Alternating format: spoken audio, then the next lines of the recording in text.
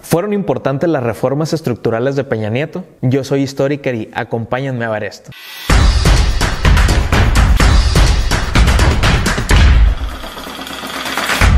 El año 2012 nos toca la puerta a los mexicanos porque había elecciones y en ese proceso electoral se presentó una figura muy controversial que fue Enrique Peña Nieto, paréntesis espiritual, mejor conocido como Lord Peña Enrique Bebé. ¿Okay?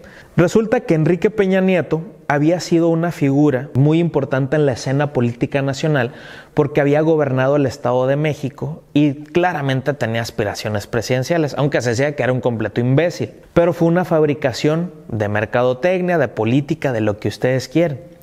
Cuando toca que gana Enrique Peña Nieto o mi Lord Peña Enrique Hermoso Bebé, y le toca la presidencia de la República y asume el cargo de presidente de la República, lo primero que hace al día siguiente es, ya tenía medio negociado algo que se llama el Pacto por México.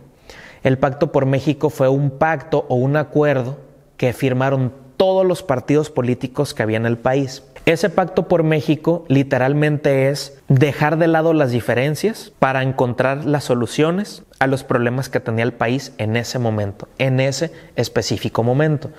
¿Ok? Resulta entonces que el Pacto por México favoreció la negociación o la aprobación de varias reformas estructurales. Con Peña Nieto se aprobaron 11 reformas estructurales. ¿Por qué se llaman estructurales? Porque no eran cambios mínimos, sino que eran grandes cambios. Estas eran transformaciones grandes, de acuerdo, que permitieron que el país cambiara de rumbo, de dirección. Dentro de las 11 reformas estructurales yo nada más me voy a centrar en 2 o en 3 de ellas.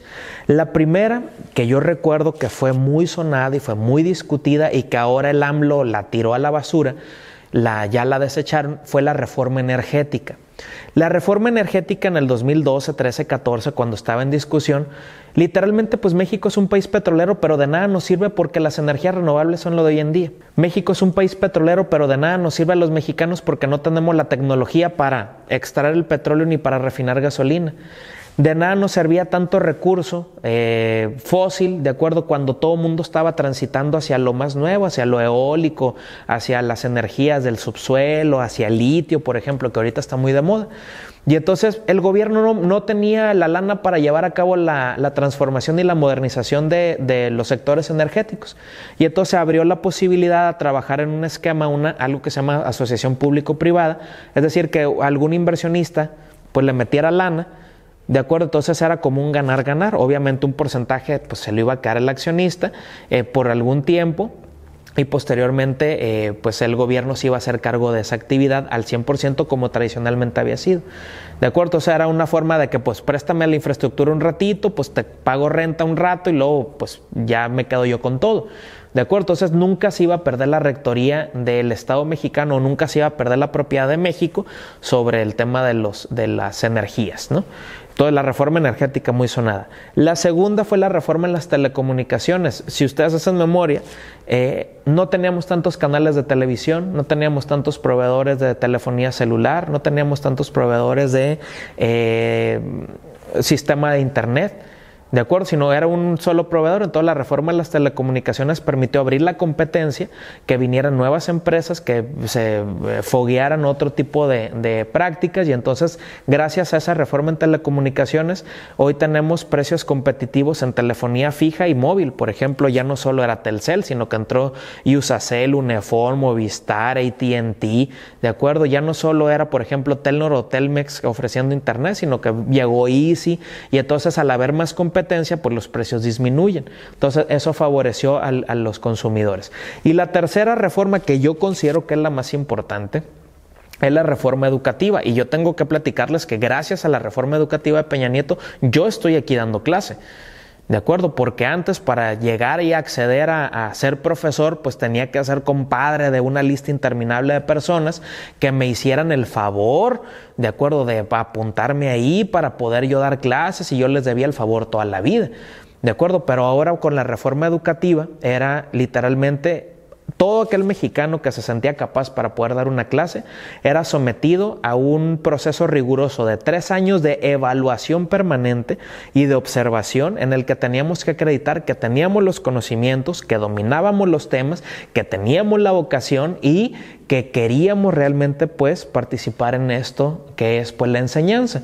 Entonces, el proceso, les digo que para un aspirante prácticamente duraba 3 años y entonces eso permitió que hoy en día, por ejemplo, varios de sus profesores que estamos frente a ustedes, pues seamos como de esa generación de la reforma educativa de Peña Nieto, en la que sí nos exigieron aprender, sí nos exigieron estudiar, sí nos exigieron actualizarnos y entonces pues ustedes puedan tener una educación de calidad.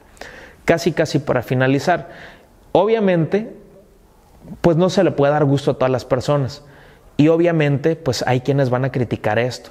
¿Por qué Peña Nieto se fue con una idea totalmente opuesta a la que llegó? Porque literalmente Peña Nieto llegó siendo el Salvador de México, como lo puso la revista Time en portada por allá del 2012 o 2013. Pero ¿por qué terminó en el 2018 yéndose casi por la puerta de atrás? Por los temas de corrupción. ¿De acuerdo? Por el tema, por ejemplo, de la Casa Blanca, por las desapariciones forzadas, vean ustedes el tema de Ayotzinapa. A cada presidente le toca enfrentar un reto diferente. A Peña Nieto le tocó enfrentar esos como sus antecesores han enfrentado otros y como AMLO está enfrentando los propios de él. ¿De acuerdo? Yo creo que si algo hemos aprendido, por ejemplo, de la historia de México, que hemos visto ya muy detenidamente durante todo este semestre o durante el semestre anterior, es que los mexicanos tenemos la capacidad de sobreponernos a los problemas, que los mexicanos vivimos en un país muy chingón, ¿de acuerdo? Que tenemos que sacar adelante y donde la suma de tu voluntad y mi voluntad es lo que va a generar un cambio verdadero o una transformación. Si yo me siento a esperar detrás de mi escritorio o en mi cama me tiro o me pongo a ver en Netflix esperando que AMLO haga la transformación, pues nunca se va a llevar a cabo. ¿De acuerdo? La transformación la hacemos todos con mi forma de trabajar, de educarme, de prepararme y de ser un mejor mexicano y una mejor persona cada día. Entonces pienso yo que tenemos ya los elementos necesarios para poder hacer una gran conclusión del país que tenemos y cuál es nuestra responsabilidad como mexicanos. ¿O ustedes qué opinan? Hasta la próxima.